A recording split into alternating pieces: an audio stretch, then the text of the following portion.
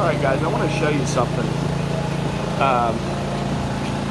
A lot of builders will do like foam on the front of their homes for the detail, and they'll do stucco over it, or they'll use hardy board, which hardy board's good, but we actually use concrete.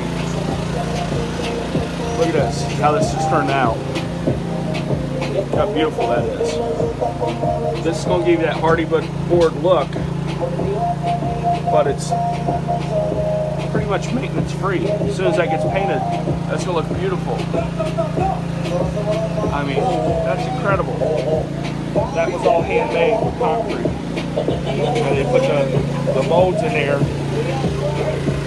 the moldings around it, and then they fill it.